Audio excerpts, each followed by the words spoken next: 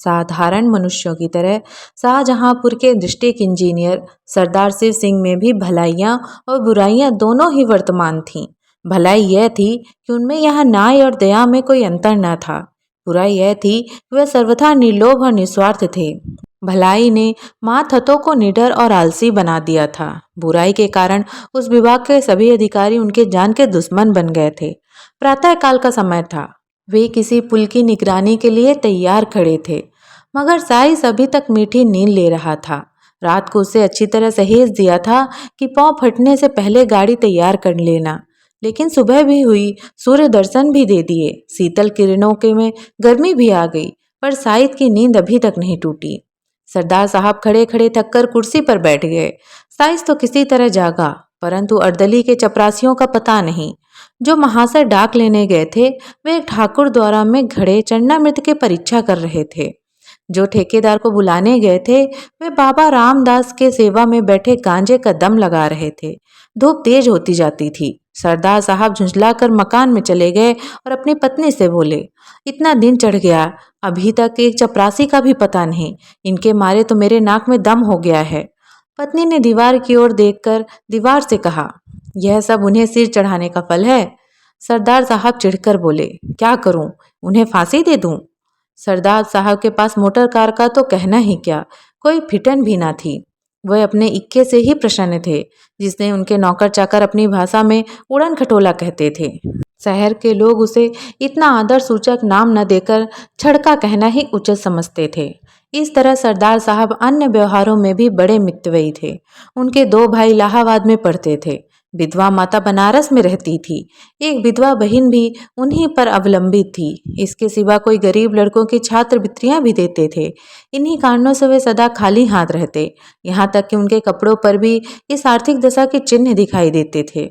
लेकिन यह सब कष्ट सहकर भी वे लोभ को अपने पास फटकने न देते थे। जिन लोगों पर उनका स्नेह था, वो उनकी सज्जनता को सराहते थे और उन्हें देवता समझते थे। उनकी सज्जनता से उन्हें कोई हानि न होती थी। लेकिन जिन लोगों को उन्हें व्यवसायिक संबंध थे, वे उनके सद्भावों के ग्राहक न थे, क्योंकि उन्हें हानि होती थी। यहाँ तक कि उन्हें अपने सहधर्मिणी से भी कभी कभी अप्रिय बातें सुननी पड़ती थीं। एक दिन वे दफ्तर से आए तो उनकी पत्नी ने स्नेहपूर्ण ढंग से कहा, तुम्हारी यह सज्जनता किस काम की, जब सारा संसार तुमको बुरा कह रहा है? सरदार साहब ने दृढ़ता से जवाब दिया, संसार जो चाहे कहे, परमात्मा तो देखता है। रामा ने यह जवाब पहले ही सोच लिया। वह बोली, मैं तुमसे विवाद तो करती नहीं, मगर जरा अपने दिल में विचार करके देखो कि तुम्हारी इस सच्चाई से दूसरों पर क्या असर पड़ता है।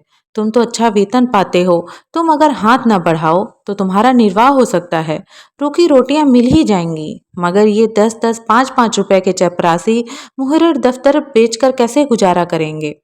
उनके भी बाल बच्चे हैं, उनके भी कुटुंब परिवार हैं। शादी गिमी तिथि त्योहार पर ये सब उनके पास लगे हुए हैं। भल मानसी का वेश बनाए काम नहीं चलता। बताओ उनका गुजर कैसे हो? अभी राम दिन चपरासी की घरवाली आई थी। रोते रोते आंचल भीगता था। लड़की सयानी हो गई, अब उसका ब्याह करना पड़ेगा। ब्राह्मण की जाति, हजारों का खर्चा।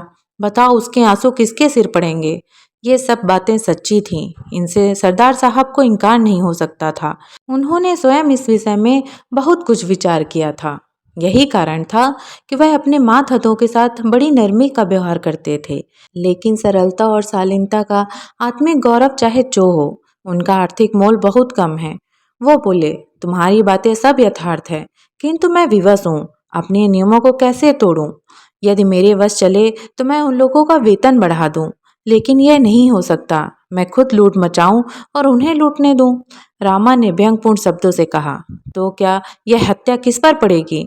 सरदार साहब ने तीव्र होकर उत्तर दिया, यह उन लोगों पर पड़ेगी जो अपनी हैसियत और आमदनी से अधिक खर्च करना चाहते हैं।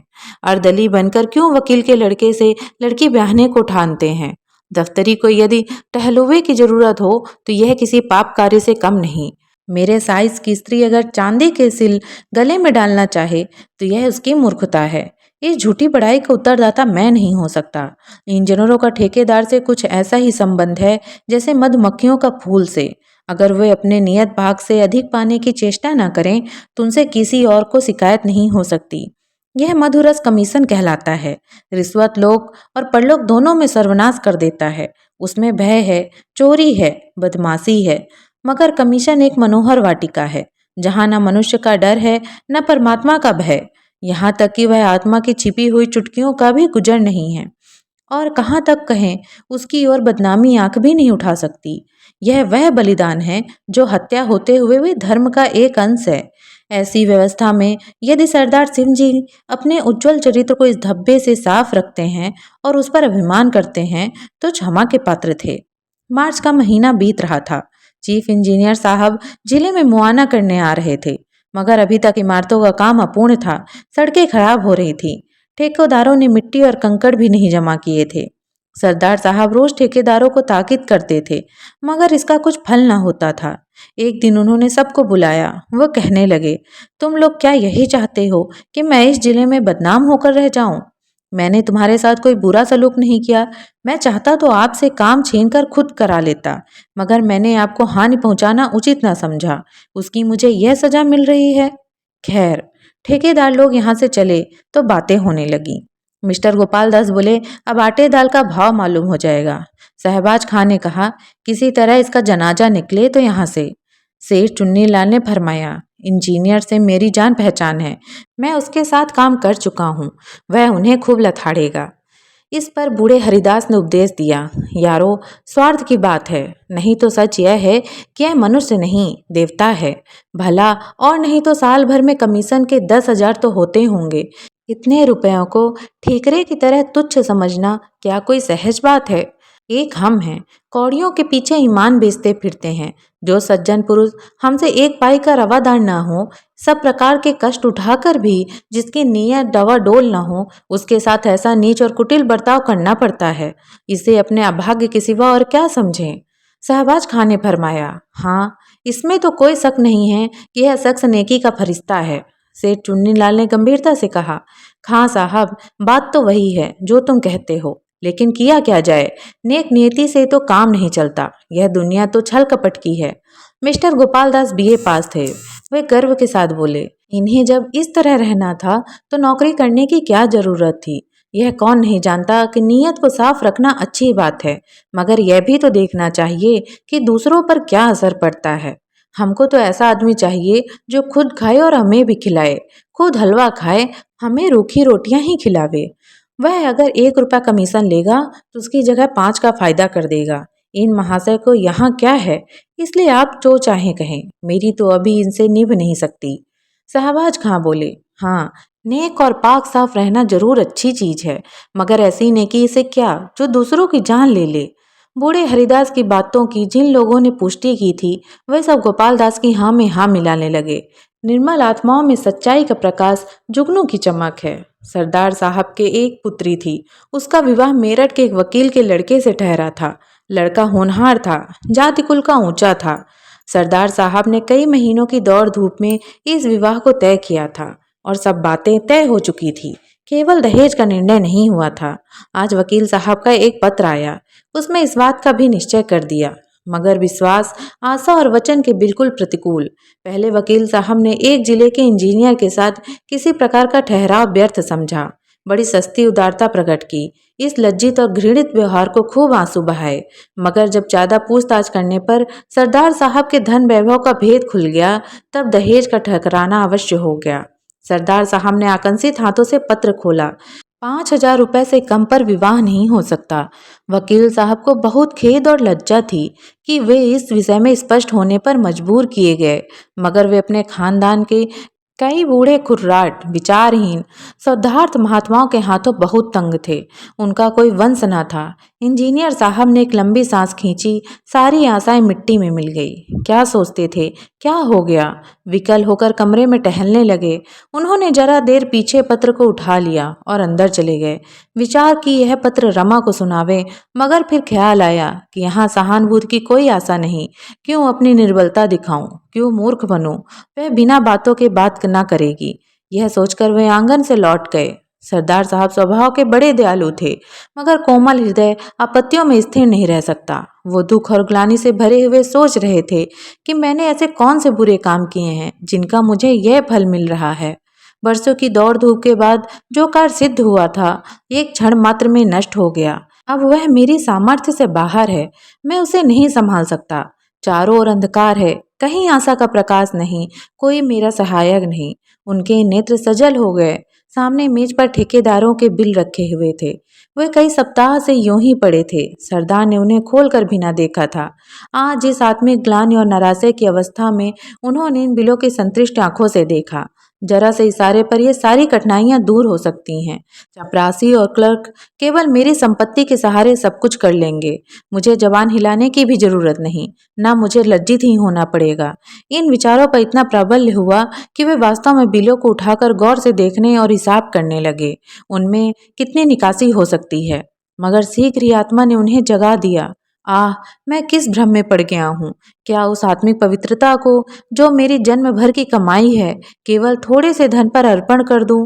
जो मैं अपने सहकारियों के सामने गर्व से सिर उठाए चलता था, जिससे मोटर कार वाले भातृगण आंखें नहीं मिला सकते, वही मैं आज अपने उस सारे गौरव और मान को, अपनी संपूर्ण आत्मिक संपत्ति को 10-5 हजार रुपयों पर त्याग दूं?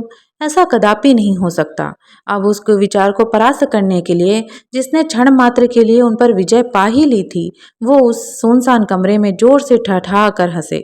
चाहे यह ऐसी उन बिलों ने और कमरों की दीवारों ने ना सुनी हो, मगर उनकी आत्मा ने अवश्य सुनी। उस आत्मा को एक कठिन परीक्षा में पार पाने पर परम आनंद हुआ। सरदार साहब ने उन बिलों को उठाकर मेज के नीचे डाल दिए, फिर उन्हें पैर से कुचला। तब इस विजय पर मुस्कुराते हुए वे अंदर गए। बड़े इंजीनियर साहब नियत समय पर शाहजहांपुर आए।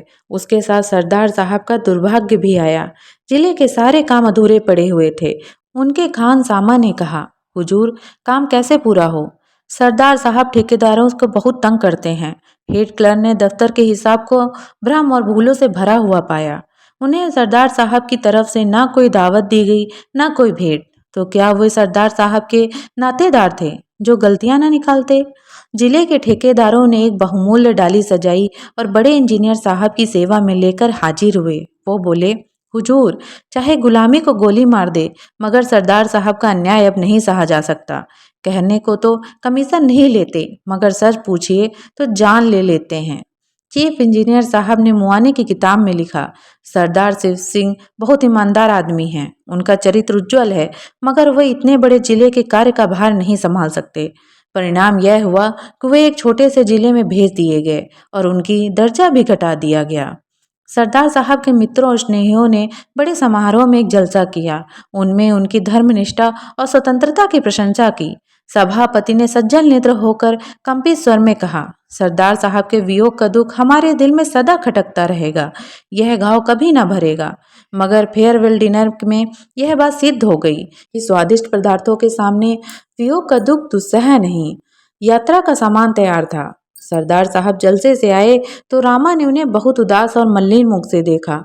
उसने बार बार कहा था कि बड़े इंजीनियर के खान सामा को इनाम दो, हेड क्लर्क को दावत करो, मगर सरदार साहब ने उनकी बात ना मानी थी। इसलिए जब उसने सुना कि उनका दर्जा घटा और बदली भी हुई, तब उसे बड़ी निर्दयता से अपने व्यंग्य बाण चलाए। मगर इस वक्त उन्हें उदास देखकर उससे ना रहा गया। बोली, क्यों इतने उदास हो? सरदार साहब ने उत्तर दिया, क्या करूं, हंसूं? रामा ने गंभीर स्वर से कहा, हंसना ही चाहिए। रोए तो वह जिनने कौड़ियों पर अपनी आत्मा भ्रष्ट की हो, जिसने रुपयों पर अपना धर्म बेचा हो। वह बुराइयों का दंड नहीं, यह भलाई और सज्जनता का दंड है। इसे सा आनंद झेलना चाहिए। यह कह उसने अपने पति की ओर देखा।